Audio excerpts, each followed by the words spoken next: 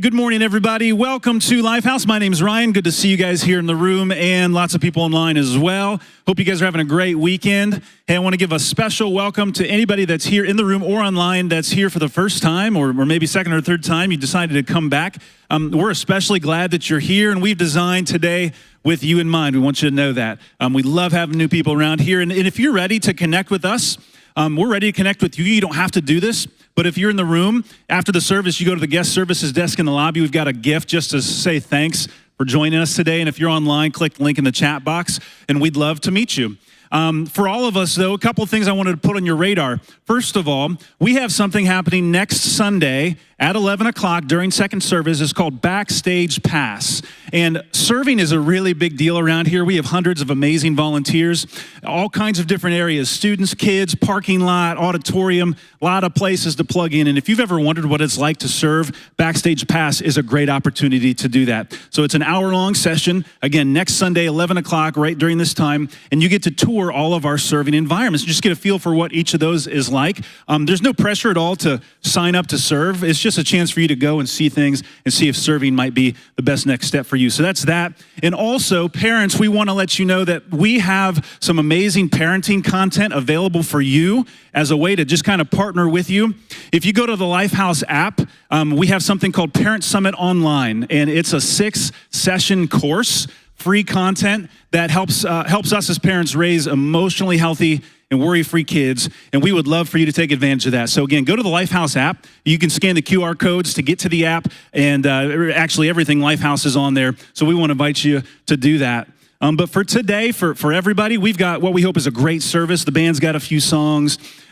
We have a video teaching pastor today named Joel Thomas, and Joel is a lead pastor at a church in Atlanta, at one of our partner churches. We're in a network of some amazing partner churches, independent churches that believe the same sorts of things. And Joel is going to bring a really helpful message to us today. He's continuing our series that we've been in for a couple weeks called The Fundamentalist. And we're going to finish with a song after that. But before the video message, we have a chance to experience something really cool, and that's a baptism. And today we've got James over here. James, where are you at? Right there. Let's give it up for James. James is a recent high school grad who has just made the decision to put his faith in Jesus and get baptized. If you're new to church or faith, baptism is just a way for people to go public with their faith. James is going to get dunked in some water, and then when he comes up, we're going to cheer and celebrate because we love to celebrate baptisms around here. So that's going to be in just a second. But before we get into a song, yesterday I had the chance to run a 5K. I love to run, and I'll do road races sometimes. And I won't tell you where this 5K was, but I went there, and usually at 5Ks, when you're running through town, the organizers of the race have police and fire that'll block off roads and traffic. And right before the race started, they said over the announcements, hey, just so you know, we don't have any police or fire today. Sorry about that. So you should watch out. And it was like, oh my God, like that does not make me feel good, you know? And so we run through town, and during the race, it was, I'll be honest, I mean, I'm a big boy, but it was a little unnerving to just kind of watch and you know, make sure I didn't get hit by a car or something. And that experience reminded me, it made me think of just kind of how I feel in life a little bit right now. And I don't know, maybe you can relate. I just think with the craziness that's going on in our country, in the world, and we're not going to harp on that, but we all feel that a little bit. It's a little unnerving right now. And maybe not just in the world, but maybe in your life, you've got things going on. You're bringing things in here where things just don't feel settled. And my hope and our hope for all of us today, no matter where we're at, is that we can remember that in the midst of craziness, that there's a God who loves us and a God who offers us hope and peace even while things around us may be falling apart or may just be not ideal, right? And so I hope we can all lean into that today. There's a God that's with us in our fight. He's with us in our battles, and he wants us to find hope in him. So if you're in the room here, I want to invite you to stand, and let's sing about that God this morning.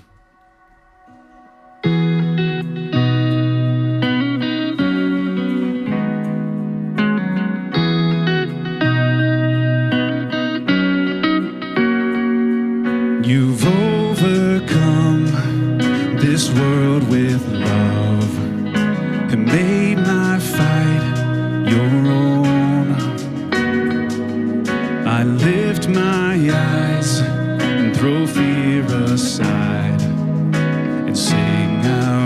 into the night. 'Cause even when the world caves, even when the fight calls, even when the wars wage, I'll take heart.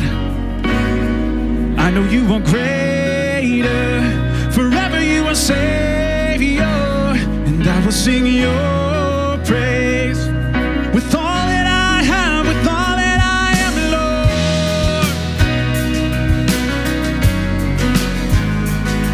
Stare down the waves, 'cause you own the tide.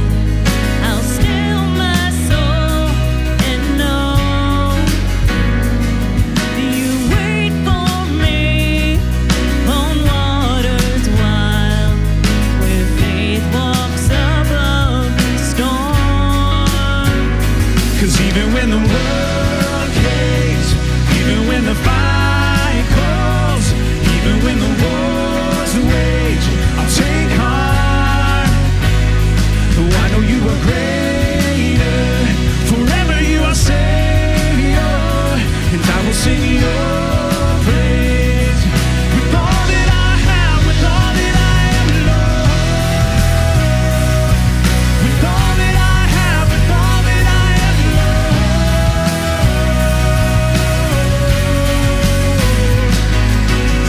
Let the storm weather my heart, won't let the darkness beat me down. Sing in the night, my hope alive in you. And I'll walk through the fire and not be burned. Pray in the fight and watch it turn. Jesus, tonight I give it all to you. I won't let the storm weather my heart, won't let the darkness beat me down. Sing in the night, my hope alive in you. I'll walk through the fire and not be burned. Pray in the fight and watch it turn. Jesus, tonight I give it all to you. 'Cause even when the world caves, even when the fight calls, even when the wars wage, I'll take heart. Oh, I know you are greater, forever you are Savior, and I will sing your praise with all that I have, with all that I am, Lord. With all that I have, with all that I am,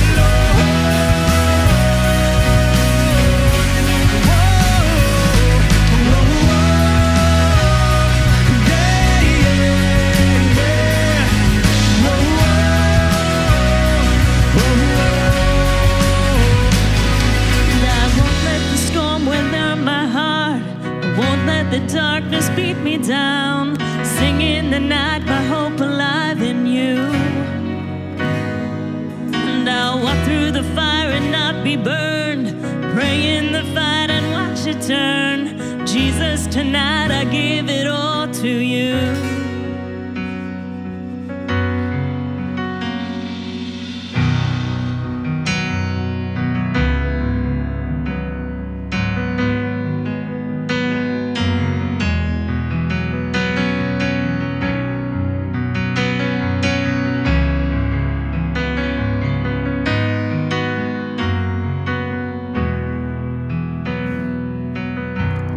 I've carried a burden for too long on my own. I wasn't created to bear it alone. I hear your invitation to let it all go. I see it now, I'm laying it down, and I know that I need you. I run to the Father, I fall into grace. I'm done with the hiding, no reason to wait. My heart needs a surgeon, my soul needs a friend, so I run to the Father again and again and again and again. Oh,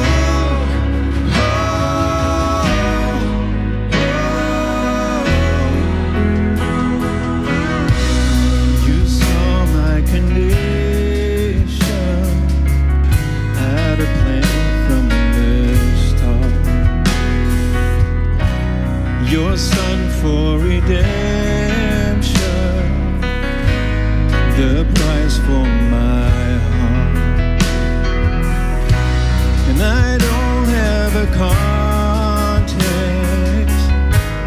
for that kind of love.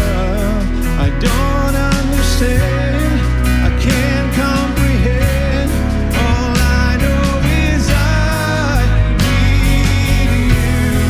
I run to the Father, I fall into grace. I'm done with the hiding, the reason to wait.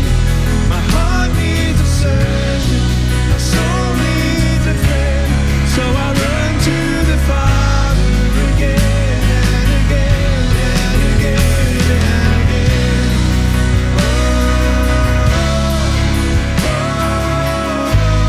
again and again and again and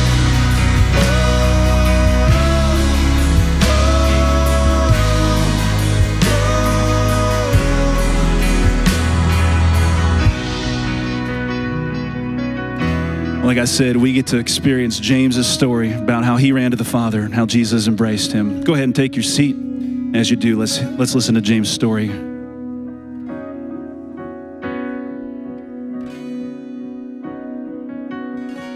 Hello, my name is James. I'm 19 and I've been attending Lifehouse Church pretty much my whole life. Before accepting Christ, I didn't really know what my purpose was, and I wasn't always genuinely happy. During summer going into freshman year, I had gotten into some things I knew I probably shouldn't have, and I started to abuse drugs and then became very untruthful, unloyal, and just unfaithful to everybody around me. It ended up taking me further away from my family and ruined a relationship I cared about greatly. A few weeks ago, we went to Big Stuff, and it was the third day. It was a Wednesday. I didn't really know what I wanted to get out of it. I just knew I wanted to get closer to God. And the speaker he was talking, and he said, God doesn't care why you're coming home, he just wants you home. And that that really stuck with me. So then later that night, during the second service, it felt different. It felt like there's God's presence in the room.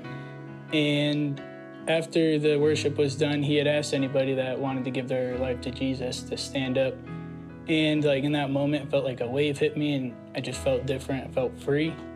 And I stood up and chose to give my life to Christ. To me, I think to find forgiveness in God would realize nobody's going to be perfect, but he will always love you no matter what and be there.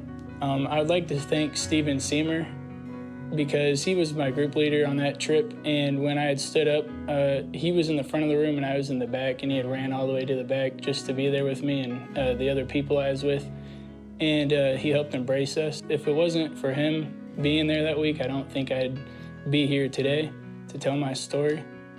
My name is James, and I'm here to say Jesus Christ is my Lord and Savior.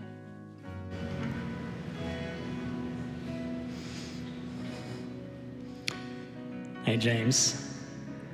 So I just want to say I am so glad you remember that night of camp for the part where I ran to you, and not for the part a little bit earlier than that where I asked you to give up your seat right by the stage for the girls in our group that came in late. But you did get up that night and you gave up your seat without hesitation, which is just a small glimpse into the person that you are. You've helped me tremendously in my own faith journey, and because I know the contents of your heart, there's no doubt in my mind that you're going to do the same for many others in the days ahead. I'm proud of you, I love you, and because of your declaration of faith in Jesus Christ as your Lord and Savior, it's my privilege to baptize you in the name of the Father, the Son, and the Holy Spirit.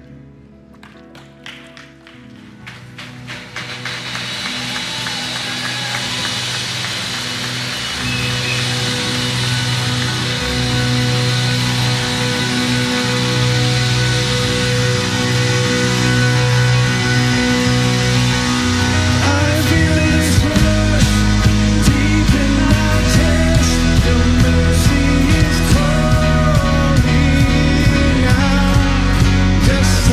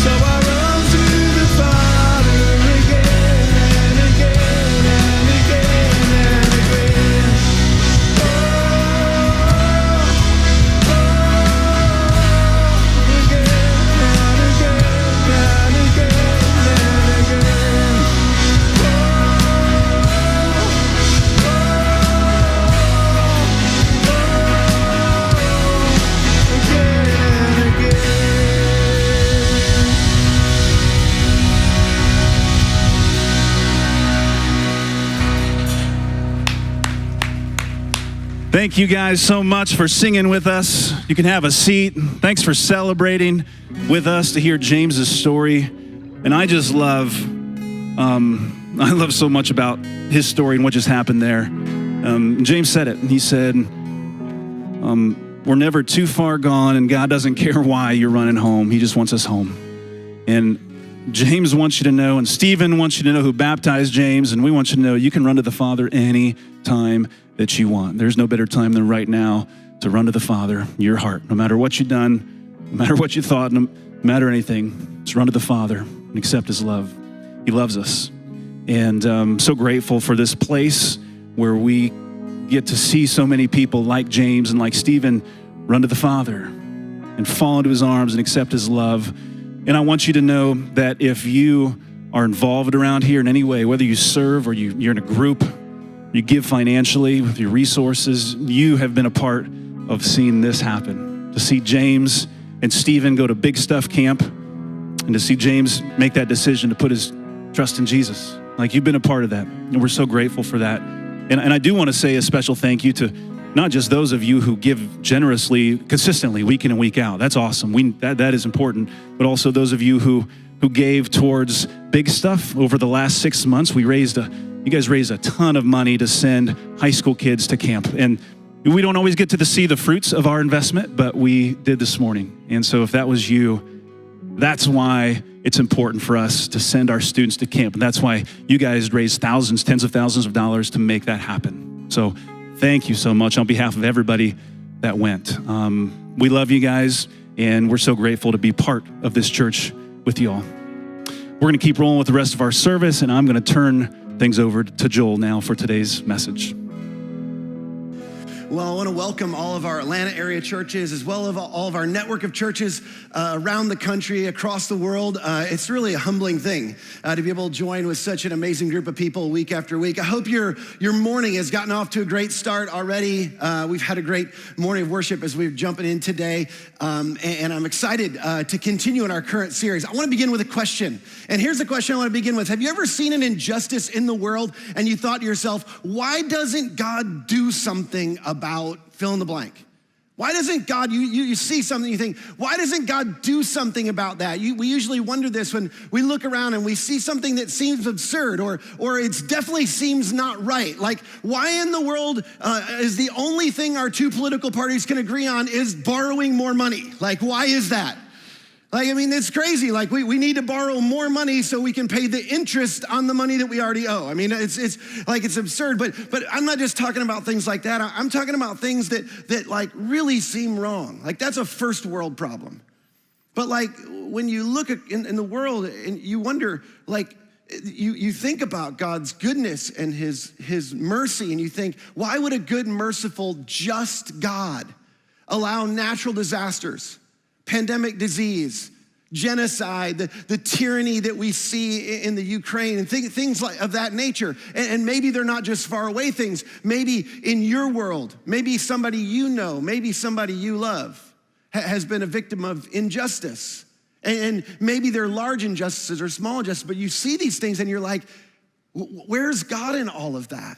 And one of my huge ones is when I see people getting away with mistreating or abusing children. And I think most of us can agree on that one. It's like, I just wonder, I'm like, okay, God, like, where are you in this? Why would an all-powerful, all-good God, why wouldn't he do something? And our real question is, why doesn't he do something now? Like, I don't want him to wait. Like, it's like, okay, they're gonna get what's coming. I'm not okay with that. Why don't you do something? Could you intervene and do something right now? And the truth is this is the reason many people have a difficult time believing in the God of the Bible, or a lot of people walk away from, or at least reevaluate their faith, and maybe that's you. Today, we're continuing our series, The Fundamentalist. And if you haven't been with us, we've been talking about recovering the essentials of our faith. And the question we're attempting to answer is, what is the bare minimum? What are the core things that you can't be or you can't do without to be a Christian, the way Christian was defined in the first century? Like, we've been asking the question, like, what's essential? What's indispensable? What's central to what we believe if you want to be a follower, not just a believer in Jesus, but what do you have to believe in order to actually be a follower of Jesus and be considered a Christian? What's essential? And then what's peripheral? What's not central? What's sort of debatable? What are the things that are cultural? Maybe the things that are heretical, maybe the things that are definitely not fundamental that need to be left behind, because there's a lot of people in our world right now that are deconstructing, as Andy said a couple of weeks ago. He said that when what's peripheral or debatable or cultural, when that becomes central, the Christian faith for a lot of people becomes untenable. And it becomes something that it becomes like a burden that's pressed on them that they can't bear anymore. And they're just like, if I have to take on all of those things, because all these things just keep getting layered on to what it is to be a follower of Jesus or to be a Christian, if all those things are gonna get layered on, I just can't do it anymore. And we wanna shed those things and walk away from it. So far in the fundamental list, we have a list of 3 things. We're 3 parts in. Today is part 4. And the very first one, we said, is central to all the other things. In fact, it's a reference point for everything else, and that is that Jesus is God's Son and our King. And interestingly enough, this is the only thing Christians have agreed upon since really the time of Jesus. I mean, a lot of the other things have been debated, but this is central. This is the core essential to our faith, that God sent his Son into the world. And he sent him to be our king, to be our leader, to be our ruler, to be the one that we surrender our lives to and to follow. In part 2, we talked about the fact that Jesus, when he came to illustrate and demonstrate what God's like. And this is really important because you look around and you hear some stories and you hear people represent God, and you look at Christians in the world and you go, what is God like? And there's lots of representations, but the scripture says, in fact, Jesus said about himself, if you want to know what the Father's like, you look at me, you look at the Son. Well, that was in part 2. And then the last time we were together, Jesus defined sin. Number 3, Jesus defined sin as anything that harms you or others. And Jesus talked a lot about sin.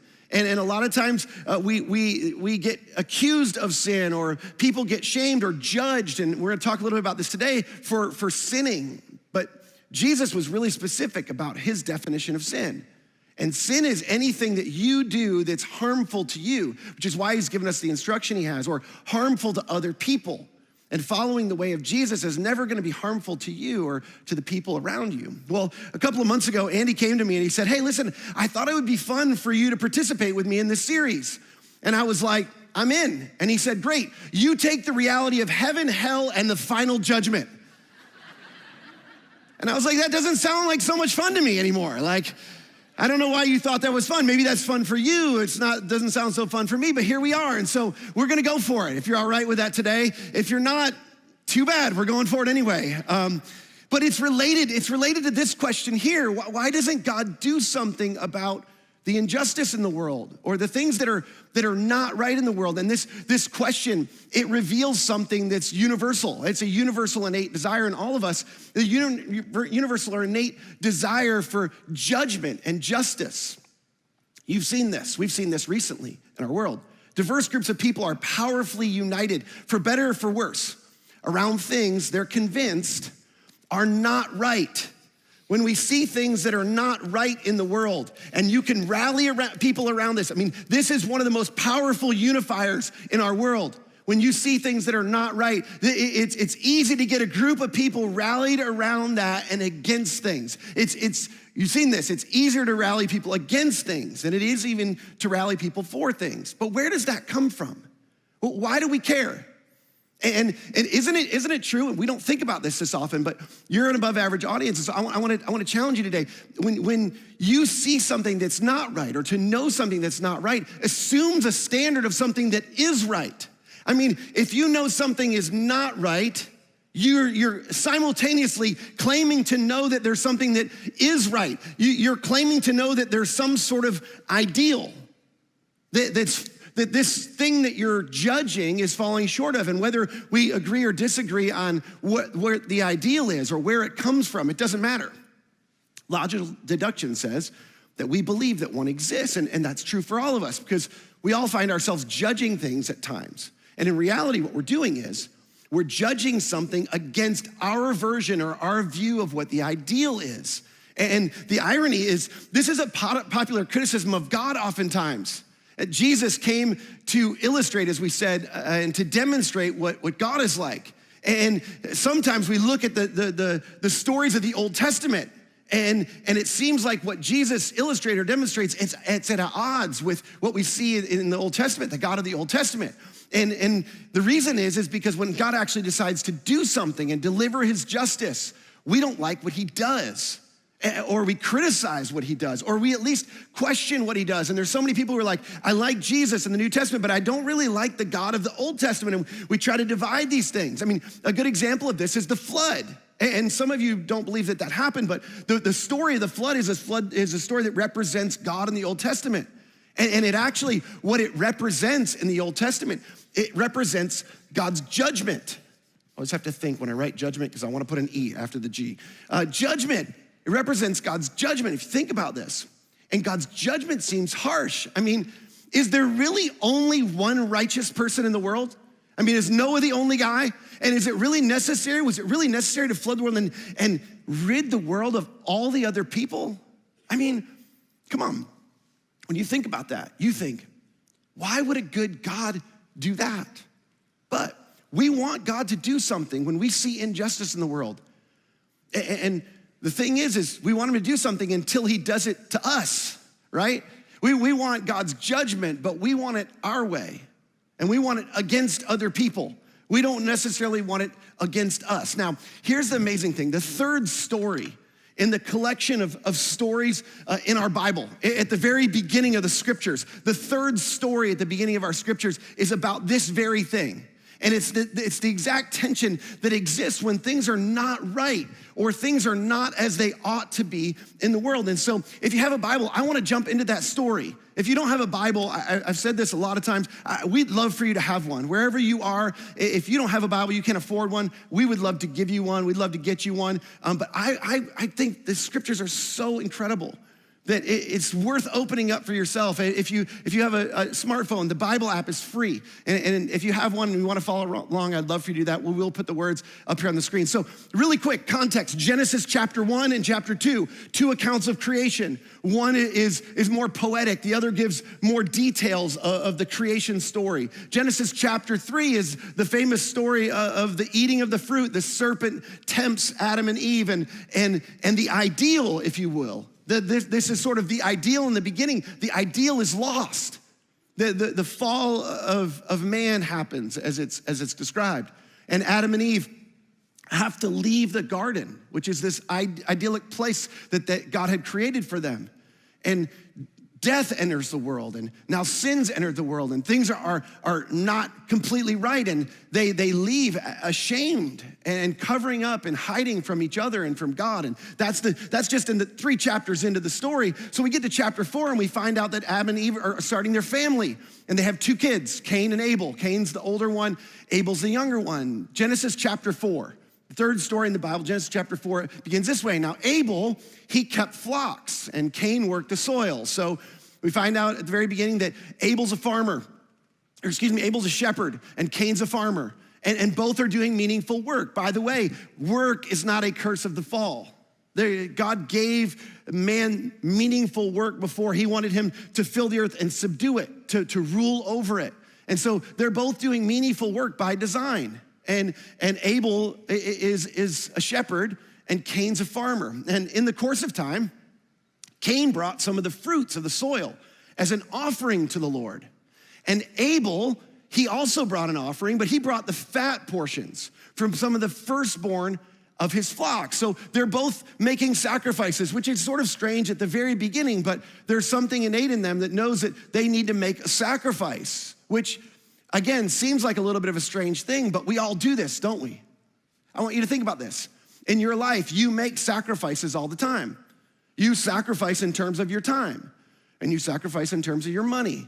And we offer our talents, and we leverage our assets towards other things. And we do this, and we try to sacrifice. And when we try to sacrifice, we try to make the right sacrifices, don't we?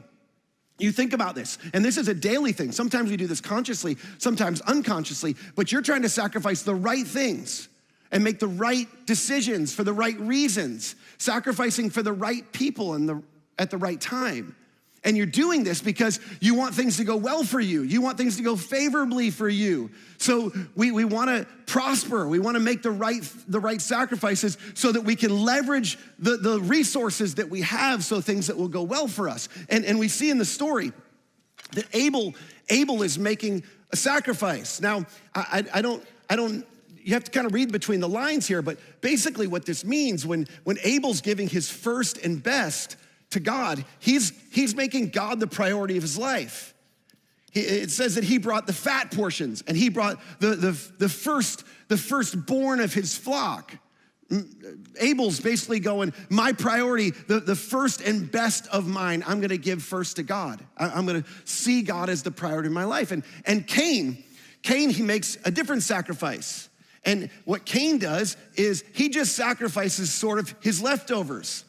And Cain actually keeps the first and best for himself. And in many ways, it's sort of the same sin as in the beginning of creation. He sort of decides, no, I'm most important.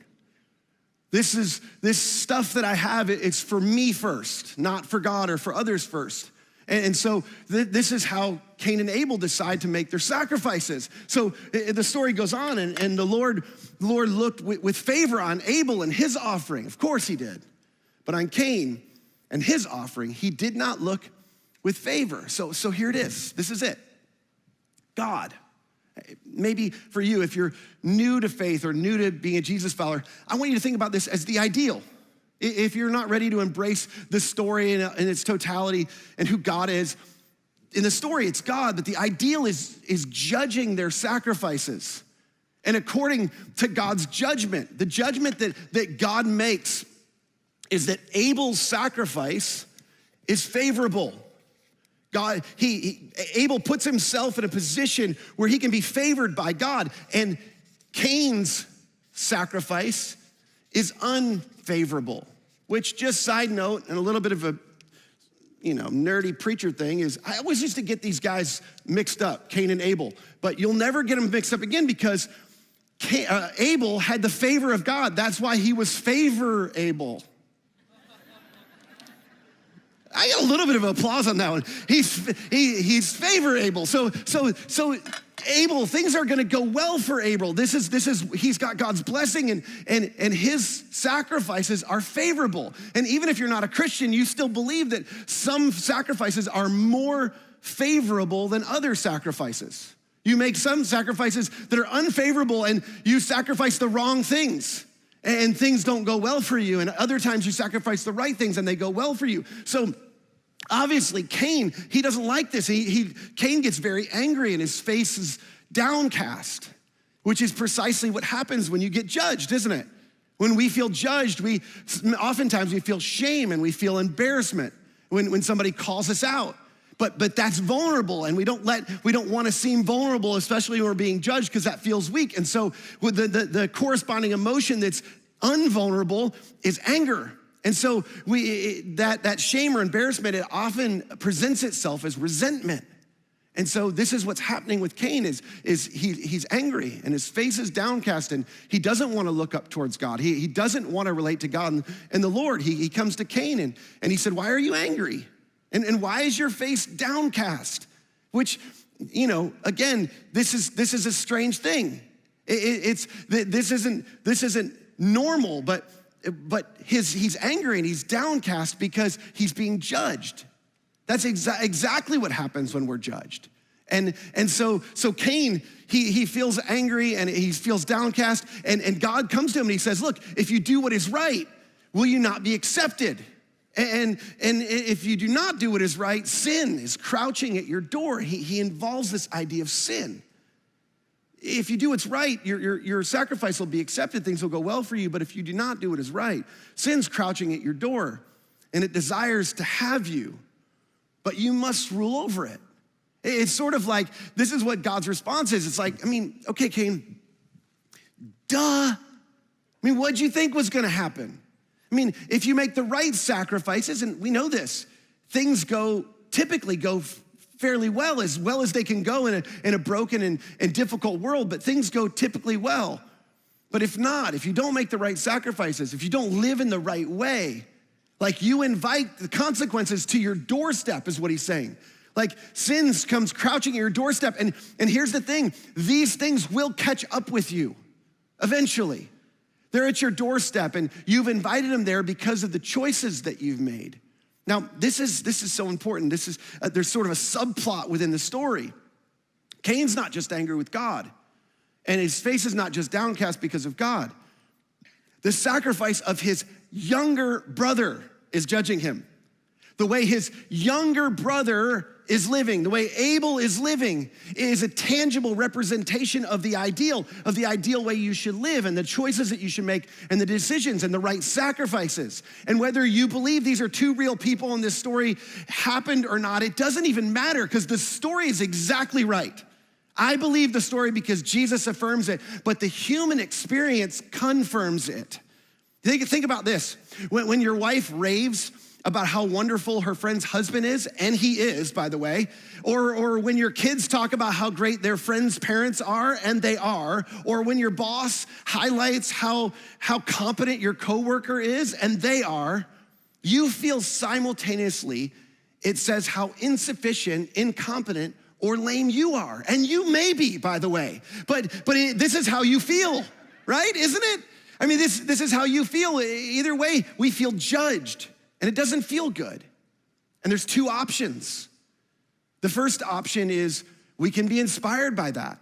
We can be inspired by the comparison that we sometimes think is unfair and it's something that shouldn't be made. But we can either, be mad about that and be angry about that and feel judged about that, or we can decide to be inspired and reach towards the ideal and stretch the best we can, or we can do what Cain does.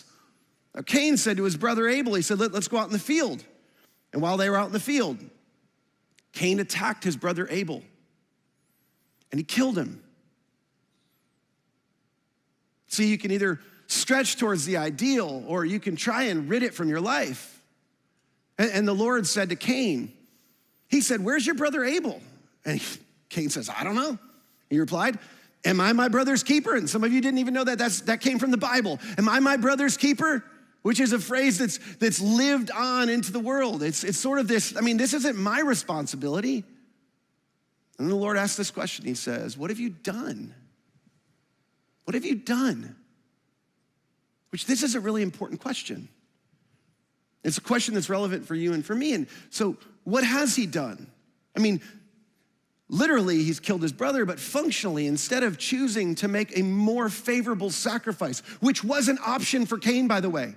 It's not like he's completely out of favor with God forever. It's like you can change, you can course correct, you can begin to make the right sacrifices, favorable sacrifices. But Cain decides not to do that. Instead of doing that, he attacks and he eliminates the thing that represents the ideal that's judging him. And he destroys the judge because he resents it. We do this too.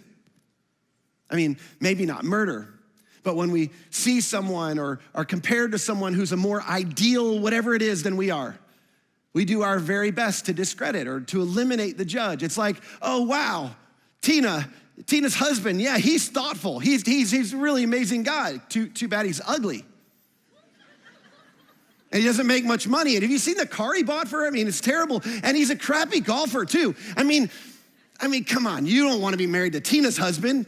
Do you? I think you got it pretty good the way you are. Things are pretty good here, aren't they?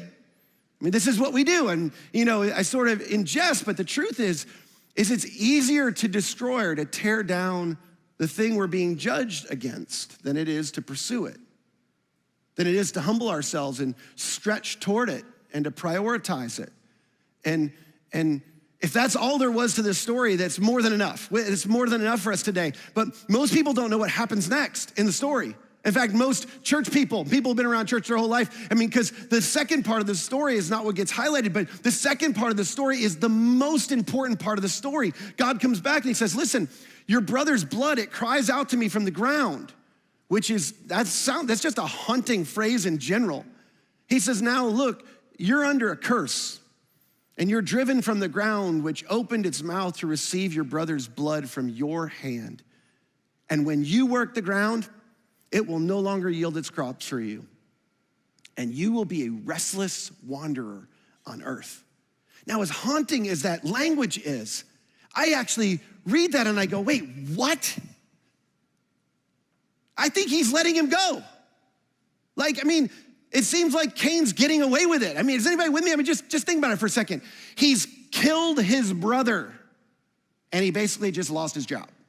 That's it. Really? Okay, just all-powerful God. That's how you're gonna deal with this situation? Is anybody with me? Maybe I'm the only crazy one. Anybody here, by show of hands, at all of our locations, wherever you are, this is important. Does anybody else think Cain deserves a harsher punishment than losing his job? Anybody with me? Raise your hands real high. Okay, I want you to look around. Raise your hand, no, keep your hands up. If people don't have their hands up, you should be suspicious of those people. Cain killed his brother, people. But look what Cain says. Cain says to the Lord, my punishment is more than I can bear, which is like what me and my brother used to say to my mom when she would deliver the discipline in our household that did not bother our backside whatsoever because we didn't want judgment from our dad. It's like, oh no, it's more than I can bear because I don't want any more, but this is really not that big a deal. It's like, that's what I would expect him to say. He goes on, he goes, today, you are driving me from the land, and I will be hidden from your presence, and I will be a restless wanderer on the earth, and whoever finds me will kill me. Okay, maybe God's a little smarter than I thought he was, and justice will be served. But the Lord said to him, not so. Anyone who kills Cain will suffer vengeance 7 times over by my hand. And then the Lord put a mark on Cain so that no one who found him would kill him. Now, I struggled with this for a long time. I've thought about this for a long time, and I read and I listened to a lot about this. Why would God do that? Why would God protect Cain? And the best I can tell is it's because of God's grace. Yeah, his grace for Cain, but more than that, I think even more, yes, it's extraordinary grace towards Cain, but I think even more than that, it's towards those who would want to take up the cause of Abel. It's Abel's family who would be tempted towards retribution. I want you to think about this for a minute. This is way more relevant for us. Murder or injustice, or when people are discriminated against or people are hurt, it provokes and promotes revenge, doesn't it? It causes us to want to do something to get back at or to avenge the people that we love. And Abel has a family and he has descendants. We know this, and they're going to be tempted to go after Cain. That's natural and that's normal in the broken, fallen world that we live in. But tolerance for retribution, it destroys societies. When anybody and everybody can take justice into their own hands, it destroys people and it destroys society. Playing judge and taking justice into their own hands just makes Abel's family just like Cain. And God doesn't want that for them. See, the role of a just judge is too much for any one of us to bear. That's why in our societies, we have juries. And even in that, if you ask people who've been on a jury, if they've been in a really difficult trial or a murder trial or something where you're to determine somebody's future and the justice for somebody else, and you're not sure what the answers are. If you ever talk to somebody in those situations, you wrestle and you struggle and you lose sleep and you can't eat. These are difficult things. It's because we weren't designed for that. You weren't designed to be a just and a final judge of anything. And we're not good at it anyway, right? How many times have you prejudged or misjudged somebody or something unjustly? Just last week, my 2 boys, we have bigs and littles. We have teenagers and we have 2 little guys, our 9 and 7-year-old. And the 9 and 7-year-old coming running in the room, and I heard them fighting in the other room. They come running in. The 7-year-old's crying. The 9-year-old's running behind him to make sure he tells the right story. And the 7-year-old comes in, the provoker, I'll call him. He comes running in, and I've seen this 1,000 times before. I know exactly what's happening. So before he even starts, I just jump in and I go, tell me, what did you do to your brother? I know you did something, I just go off and I let him have it. And my 9-year-old goes, no, that's actually not what happened, Dad. I started it. And I'm like, I am not worthy to be your dad. And so I started apologizing to my 7-year-old.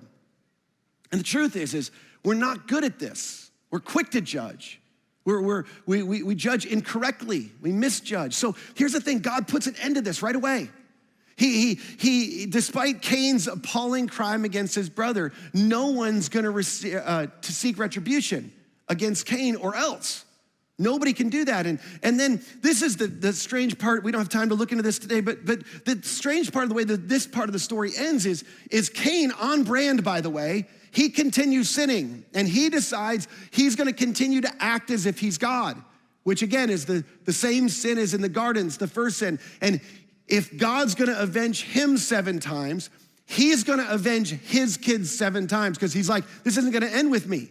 And Abel's kids might take retribution against my kids. And so if somebody touches one of my kids, I'm gonna avenge them 7 times. And my grandkids, I'm gonna avenge them 77 times.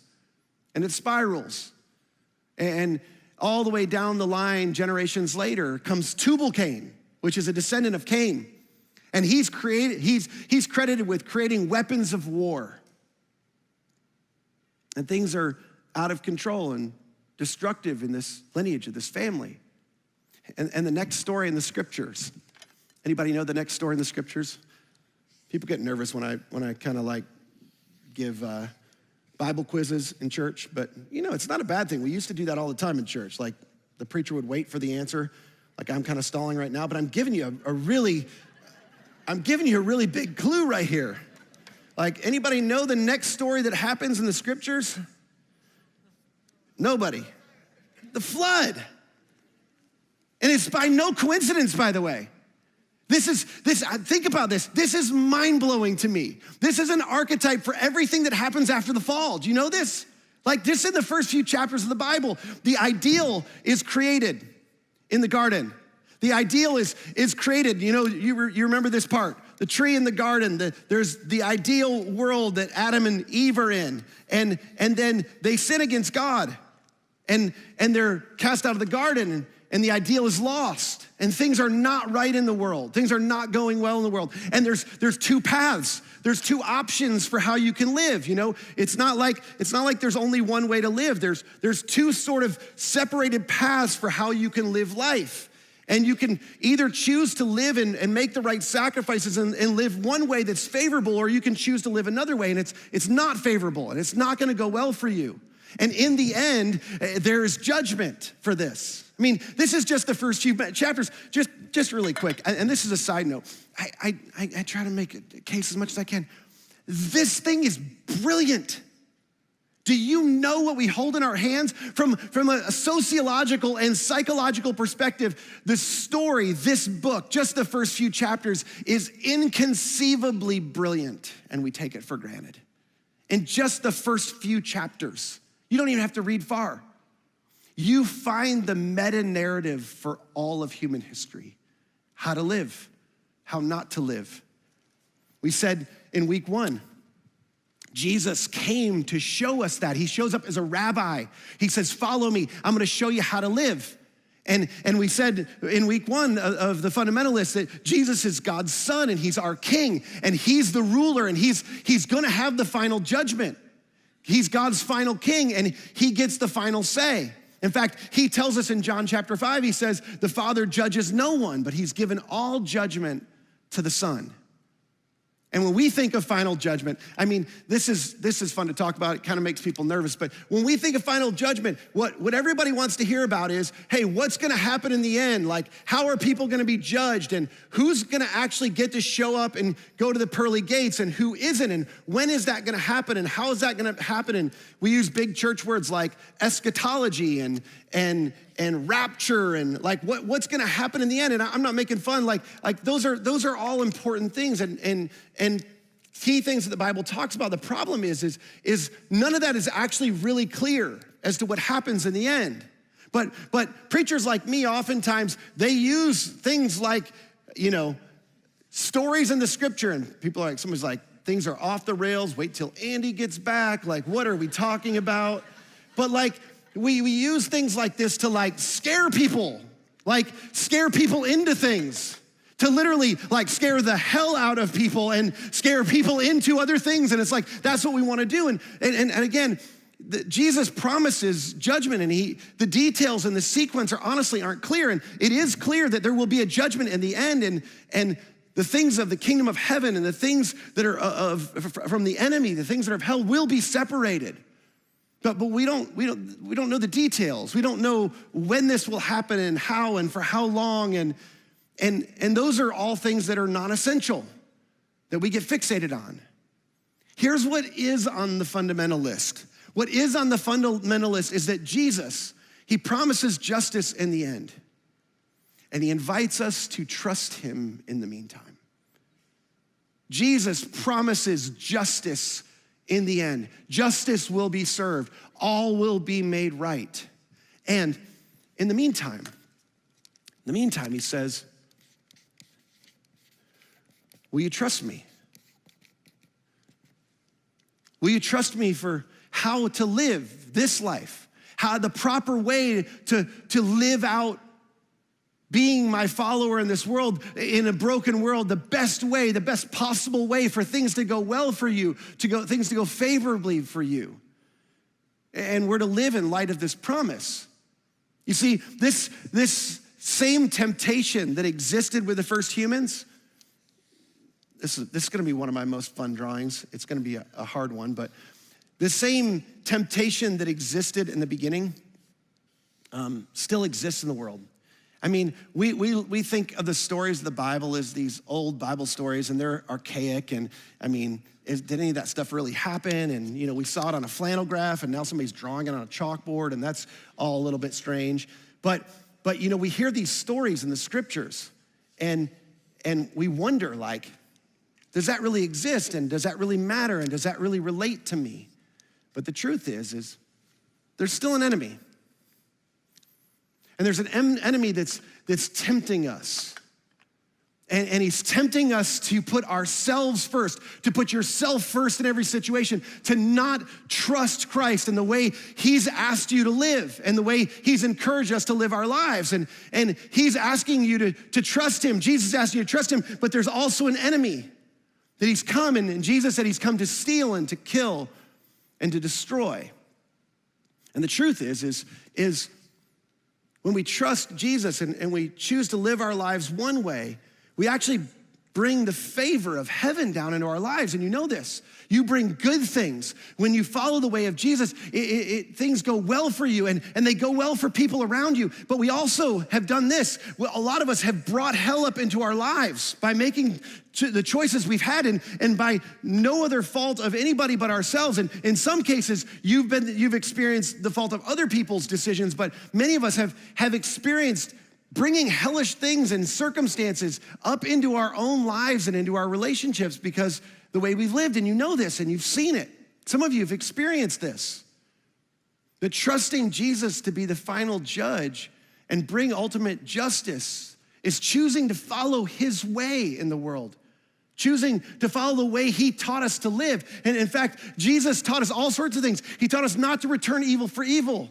He taught us to turn the other cheek. He taught us to be generous. He taught us to go the extra mile, to love our enemies, to pray for those who persecute us, to put others first, to live for later as if we really believe that he's gonna bring justice and that there is eternal ideal waiting for us one day.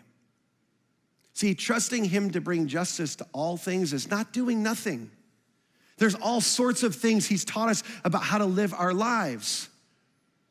But, as Apostle Paul tells us, we must all stand before Christ to be judged one day. We will each receive whatever we deserve for the good or the evil we have done in this earthly body. This isn't to torture, to torment, or to terrify anybody. It's to encourage us, to provide hope. Nobody gets away with anything. Everyone will give an account. Which at this point, this is where people try to scare people. The truth is as Christians, for eternal salvation, we're gonna be judged on the basis of Christ. In fact, that's what we're gonna talk about next week in part 5. It's all about that. But the truth is, we will still all give an account for how we've sacrificed and prioritized and followed and chose to trust him in the meantime. Each one of us will give an account. Recently, I went through a really difficult thing, and it wasn't, very public. It's actually a really personal thing, and I had a friend, I had a good friend that I trusted, and I years ago invited him into a circle of friends, and it's a circle of friends with people that I trust and we share things with, and in that group we have meaningful discussions about how to lead church, a group of pastors, and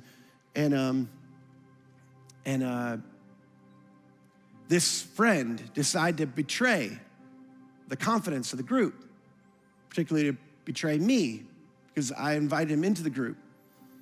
And it cost another friend of mine significantly. Like all sorts of terrible things were said about this person. And I was mad because I feel like, hey, I brought you into this group and now your decisions are hurting somebody I care about and somebody I love. And it consumed me for weeks. Some of you have experienced things like this. In fact, it bothered me more than the person that he targeted. It just consumed me. I actually, full confession, I didn't plan to tell you this, but I drafted several posts. I was ready to go public. I was gonna go after this person, and I got enough followers, people are gonna know. I'm gonna take this on. And then I was reminded, he's gonna give an account. But so will I. And it's not mine to judge. I'm not a just judge. I don't deliver justice rightly. This is important. You don't hear anything else. You will not be rewarded. We will not be rewarded for how well we judge other people. But we've gotten good at it as Christians, haven't we? You're not gonna be rewarded for that. Only the one who made the ultimate sacrifice has earned that right.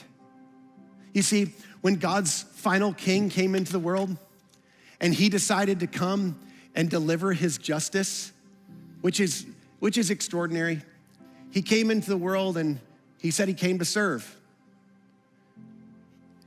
And he came into the world, he said, I'm a shepherd and I'm the good shepherd. And instead of exacting his justice, he delayed it. He chose to delay his justice. And he delayed his justice so that everyone who hadn't lived properly, who hadn't made the right sacrifices, who hadn't made the right decisions, who hadn't lived perfectly, who hadn't experienced the things of heaven that could go well for them and favorably for them in life, that have pulled hell up into their lives, those people would have the opportunity to turn to him and receive his sacrifice. And he called himself the Good Shepherd who came to lay his life down for his sheep. And in doing so, he earned the right to be trusted. Fundamental list number 4, Jesus promised justice in the end, and he invites us to trust him in the meantime.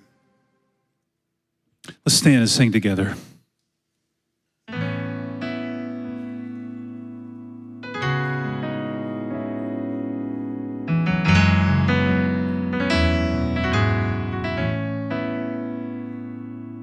You've overcome this world with love and made my fight your own.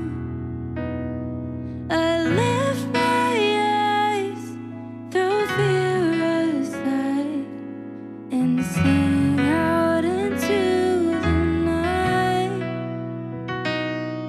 I'll sing out into the night. Even when the world caves, Even when the fight calls, even when the wars rage, take heart. I know you are greater, forever you are Savior.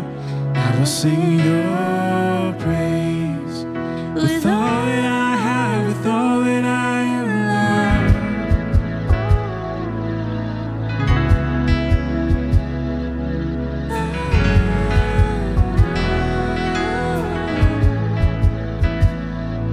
Still down the ways, 'cause you own the tide. I still my soul in awe.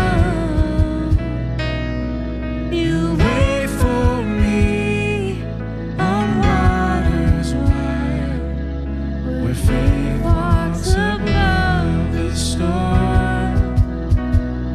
Even when the world craves, even when the fight calls, even when the wars wage, I'll take heart. I know you are greater, forever your Savior. I will sing your praise with all that I have, with all that I am,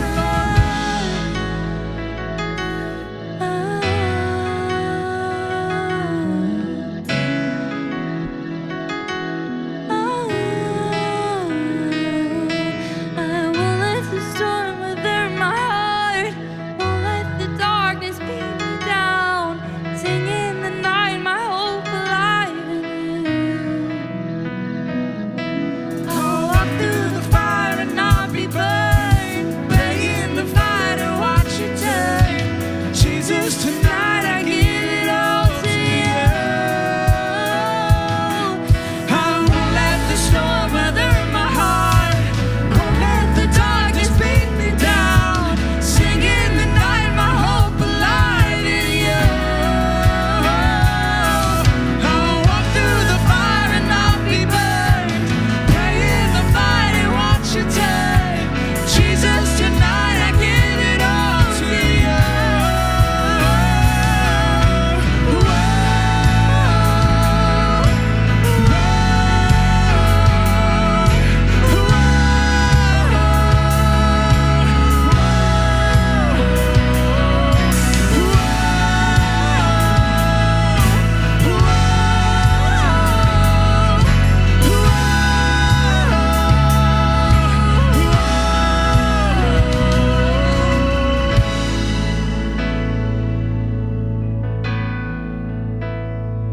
Even when the world caves, even when the fight calls, even when the wars wage, I'll take heart. I know you are greater, forever your Savior. I will sing your praise with all that I have, with all that I am, Lord. Thank you guys for coming today. We love you all. We will see you guys next week. You're all dismissed.